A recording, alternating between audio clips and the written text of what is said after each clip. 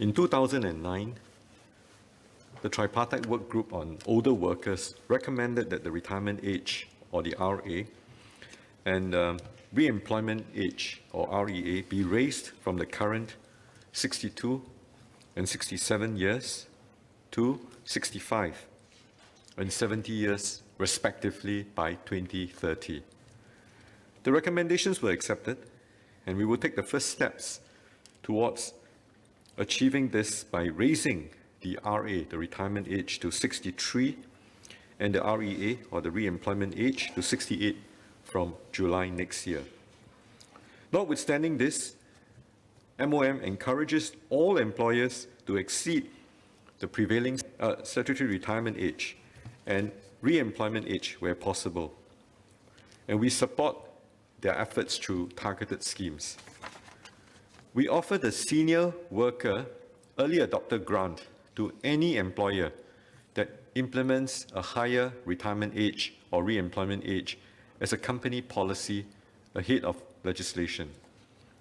Companies can receive up to $125,000 for being early adopters, and more than 1,800 companies have already done so.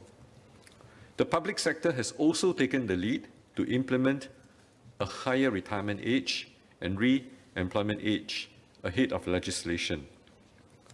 We also provide wage offsets of up to 8% for employers that hire Singaporean workers aged 55 and above through the Senior Employment Credit Scheme, which is introduced this year.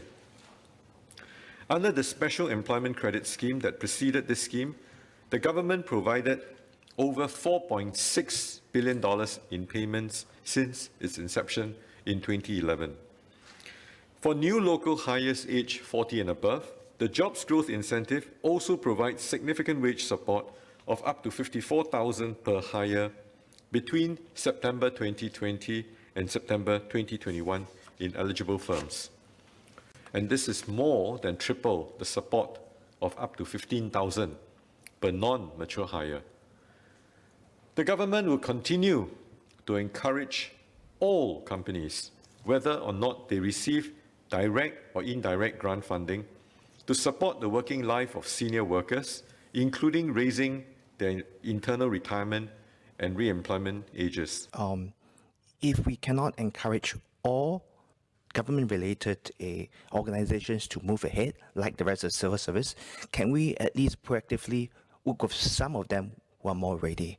For three reasons. One, the government has already decided to lead the way and ahead of the private sector. Therefore, the signal we're sending to the private sector will be stronger and more consistent if we include the government-related organizations as well. And two, the government and ministry-related organizations are largely funded by the government. An example is the Singapore Youth Flying Club, SAFRA. And this means that the public sees these very little difference between them and the government.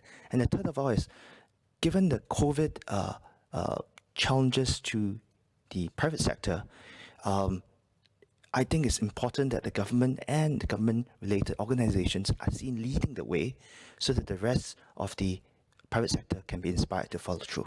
We certainly will take it on, and we would continue to encourage all companies, not just public sector government agencies. We encourage all companies, whether or not they receive direct or indirect grant funding, to support our initiatives and to move ahead instead of the prevailing guidelines that we have set.